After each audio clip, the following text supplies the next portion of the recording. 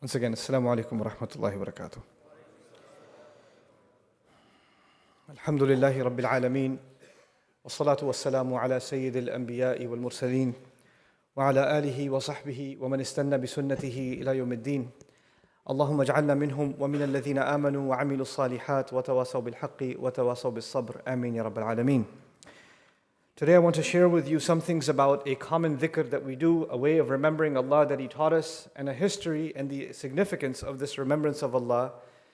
Something that the Prophet ﷺ said that he himself commits to at least 100 times a day.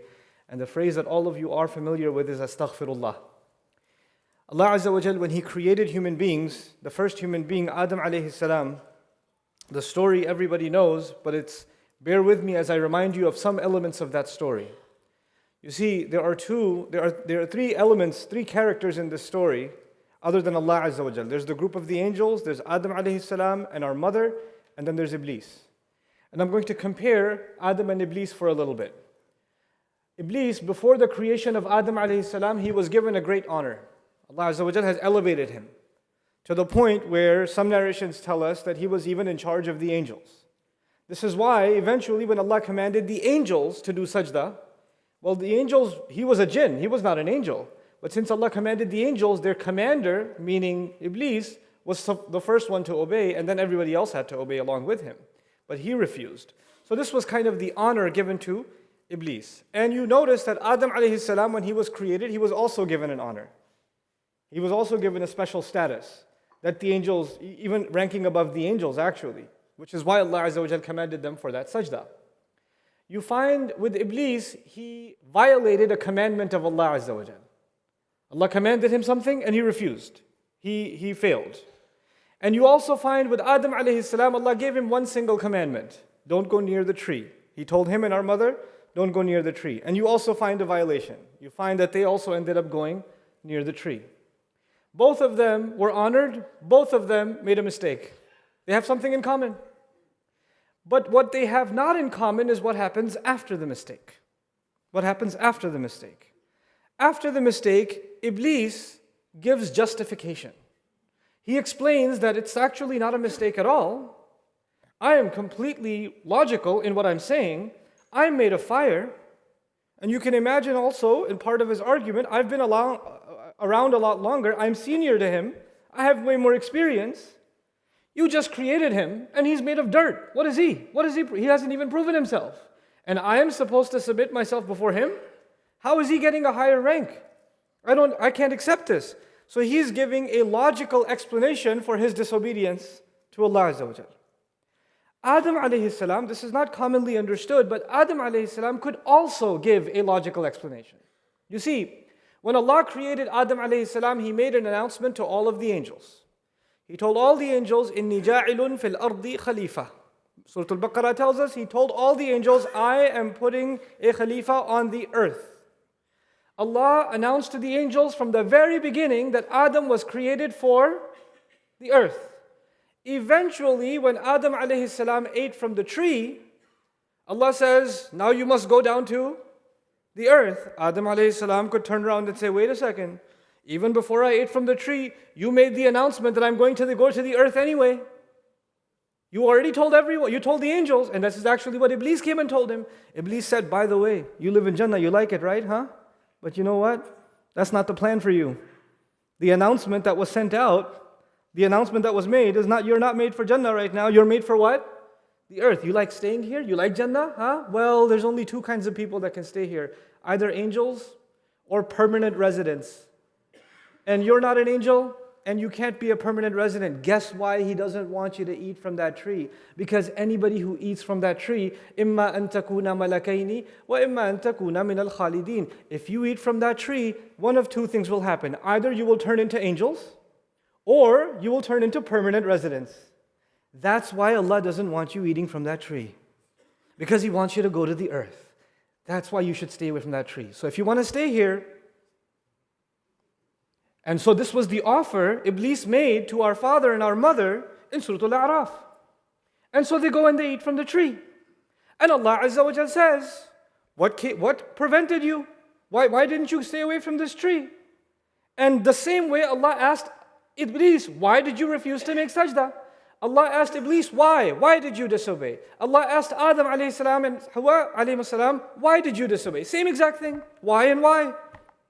Iblis gave a logical answer. Adam alayhi salam could also give a logical answer. Ya Allah, you already knew that I was going to go to the earth. This is all set up. And to this day, there are people that will come up to you and me and say, if Allah already knows what's going to happen, why is it my fault? Why is it my fault? Adam alayhi salam could have been the first human being who asked that question. Allah already knew I was going to go to the earth. It's not my fault. But instead, Adam alayhi salam, and by the way, that would have been a very logical question.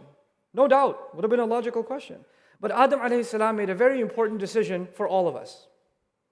He made a decision, and our mother made a decision, that instead of thinking that Allah tricked them, by the way, that's literally what Iblis says, you made me slip.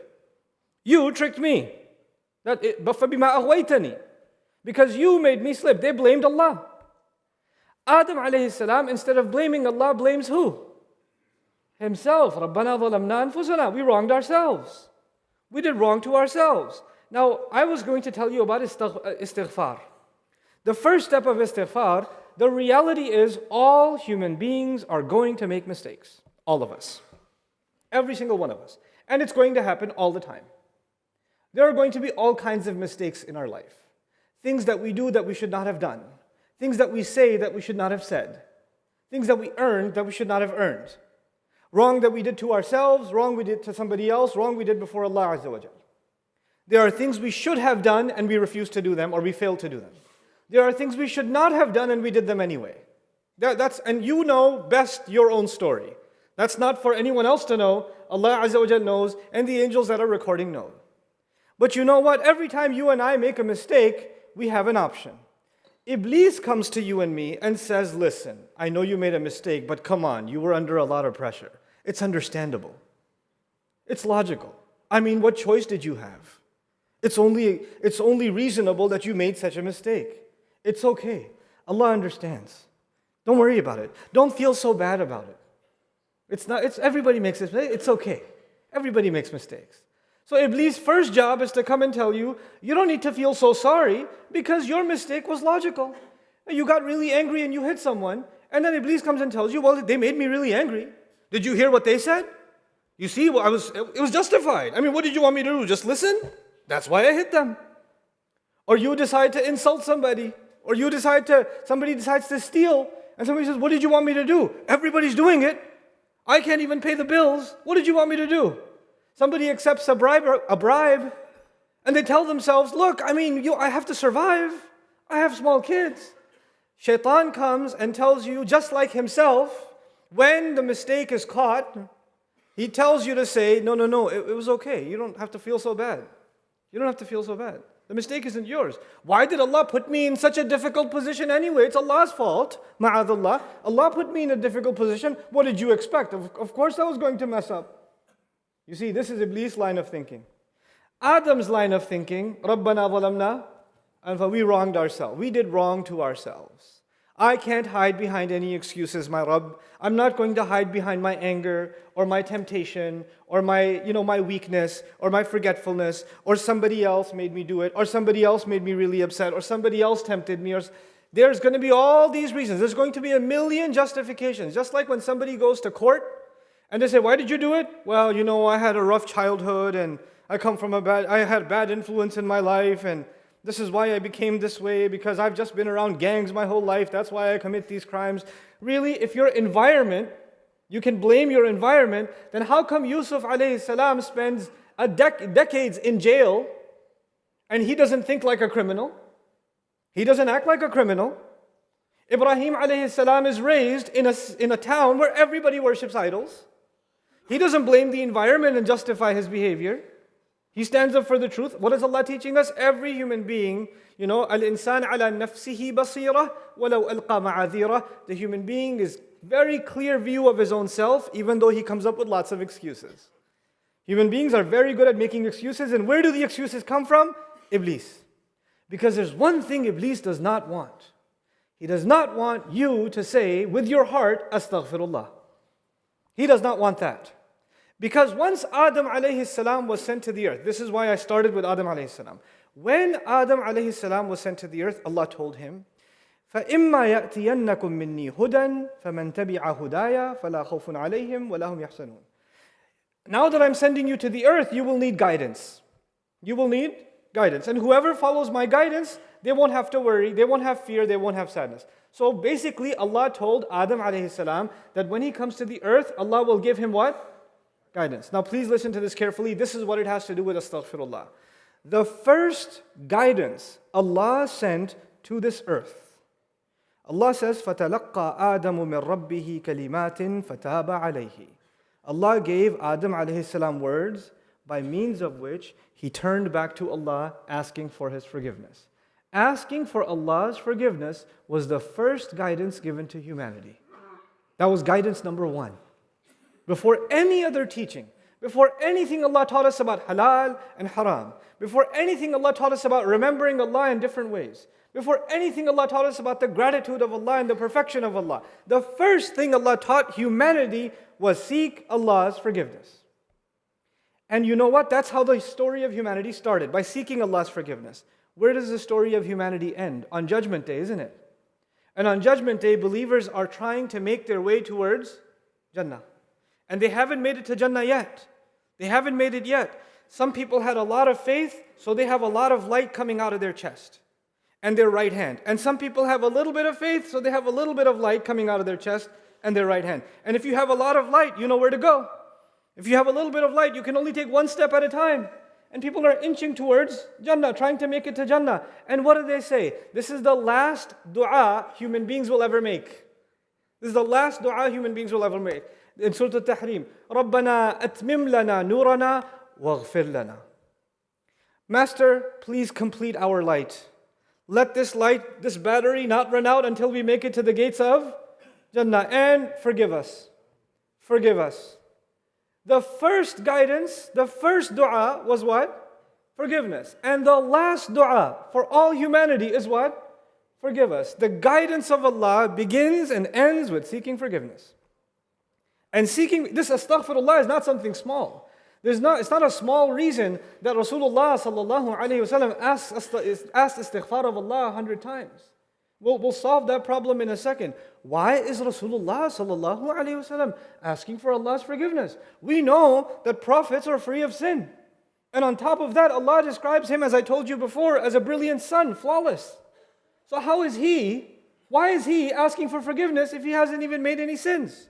You see, Allah Azza wa Jal will give us the reasons for which istighfar isn't just about doing a sin. Istighfar is about not doing enough. Istighfar is also about not doing enough. No human being should ever feel about themselves that they have done enough for Allah. They have always fallen short. For what Allah gave them, they can never give back. And so they ask Allah's forgiveness for their own shortcomings. You know, Ibrahim alayhi salam built the Kaaba. And when he built the Kaaba, after all those tests, I told you about that before. After all those tests, and when he was building the Kaaba, he said, وَتُبْ عَلَيْنَا, please accept our Toba. Please forgive us. Why is he asking for forgiveness? Because as I'm putting one brick of the Kaaba on top of the other, I pray that this is good enough. I pray my salah is good enough. I pray my dua is good enough. Because my dua may not be perfect. My salah may not be perfect. My qira'ah of Quran may not be perfect. Even when we do good deeds, those good deeds, are they perfect? No. And so because they're not perfect, what will complete there's a gap. And that gap can only be filled by what words? Astaghfirullah. Astaghfirullah. Our ibadah will always be incomplete without istighfar to Allah Azza wa Jalla. We finish the salah, what's the masnoon dhikr to do? We finish the salah, the first thing we do is what? Astaghfirullah. You would think, normally, if you do something bad, you say astaghfirullah. I shouldn't have. You just did something good. You prayed. And we're taught right after you pray, you say what? Astaghfirullah. Why? Because that prayer was not perfect. And Allah will cover. Istighfar comes from mighfar. Mighfar actually means to cover. I ask Allah to cover the shortcomings of my prayer. I ask Allah to cover what wasn't good enough. I ask Allah to cover all the times in my head when I was still on Facebook, when I was reciting Fatiha. When I was in ruku' staring at the carpet and it looked like a face is looking back at me. I'm making istighfar for all the things that I didn't do well. When I rushed through the wudu, and I didn't really pay attention, when I was in the middle of a conversation and somebody asked me, hey, where did you put the keys? Allahu Akbar, and they're on the dresser. In my head, I'm still answering their question, but I'm reciting Subhanakallahumma astaghfirullah. Astaghfirullah. My good deed wasn't good enough, so astaghfirullah. So this is the story of istighfar. We have to admit that we don't do well enough, and that even our good deeds need covering. We cannot become confident. Some people, the Prophet ﷺ said that for one letter of reciting Quran, you get 10 good deeds. You get 10 good deeds. And sometimes there are different adhkar that are mentioned, or different deeds that are mentioned, like salah and jama'ah counts 27 times more, right? So there are multiplications. I've met some people that like to do these calculations. Today, 50,000 times this, and I think I caught Laylatul Qadr, so that's like 83, years, Alf Shahr, so that's 83 years, and I've got this I'm doing pretty good. Doesn't matter how many calculations you do, it's still going to be not good enough. And the only thing that will cover it is istighfar. That's the one part. What's one part of istighfar? What's the other part of istighfar? That's the scarier part. When some people become impressed, I remind myself of this, I remind you of all of you of this. When some people become impressed with their own good deeds, then they are following the footsteps of shaitan. And it doesn't matter if those are prayers, and it doesn't matter if that's hajj, and it doesn't matter if it's anything else. If you yourself are impressed with the good that you have done, you're impressed with how patient you are, you're impressed with how kind you are, you're impressed with how much you pray, you are impressed with how much you recite. When you become impressed with yourself, the door of istighfar is closed. Even if you say astaghfirullah, you don't mean it, because you think it's perfect, you're perfect already. So those are just words, they don't mean anything. The istighfar means nothing if it's not coming from the heart. If you don't acknowledge, and I don't acknowledge that we are flawed, that what we do is not good enough. One time Ali radiallahu anhu was passing by someone who was saying, astaghfirullah, astaghfirullah, astaghfirullah, astaghfirullah, astaghfirullah, and he said, your istighfar needs istighfar.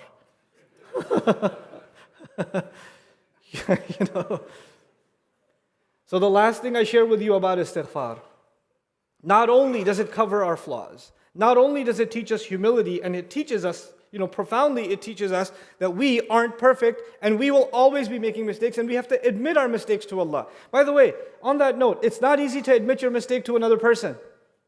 Somebody says to you, hey, I didn't like what you said. What? What did I say? Huh? It was perfectly right what I said. What are you talking about? You didn't understand what I said. There's a problem with you, not with me. When somebody points out your mistake, you get defensive. I didn't make a mistake. Guess who got defensive when his mistake was pointed out? Iblees. And when you become defensive, there's no way you'll ask Allah's forgiveness. Yes, it's hard to admit our mistakes in front of people. But if you get in the habit of defending yourself every time, it will be hard for you and hard for me to admit ourselves before Allah. It'll be hard for us to say, Ya Allah, I messed up, I shouldn't have said that. I shouldn't have done this. I shouldn't do this. I shouldn't do this. And I'm seeking genuinely your forgiveness. So being able to admit your mistake is actually a step towards istighfar. Shaitan doesn't even want us to admit it. So finally, the benefits. What do you get when you make istighfar? Not only do your sins get covered, not only is it the last steps before we walk into Jannah, وَاغْفِرْ لَنَا, وَاغْفِرْ لَنَا, the last words before people enter into Jannah. But in addition, Nuh alayhi salam told us something. He told us something about what will happen if people make istighfar. فَقُلْتُ اسْتَغْفِرُوا رَبَّكُمْ إِنَّهُ كَانَ غَفَّارًا يُرْسِلِ السَّمَاءَ عَلَيْكُمْ مِدْرَارًا وَيُمْدِدْكُمْ بِأَمْوَالٍ وَبَنِينَ وَيَجْعَلْ لَكُمْ جَنَّاتٍ وَيَجْعَلْ لَكُمْ أَنْهَارًا مَا لَكُمْ لَا تَرْجُونَ لِلَّهِ وَقَارًا. Allah Azza wa Jal told Nuh alayhi salam to teach the people. And he told Allah, Ya Allah, I gave them the best offer. I gave my people the best offer. I told them to make istighfar of your master. I told them to seek forgiveness of your master. And if you do, what will happen? The sky will open up, pouring down. يُرْسِلِ السَّمَاءَ عَلَيْكُمْ مِدْرَارًا. And it doesn't just mean rain. It means rizq from the sky will come pouring down. Protection will come pouring down. Guidance will come pouring down. Blessings will come pouring down. Everything you need in this life comes from the sky.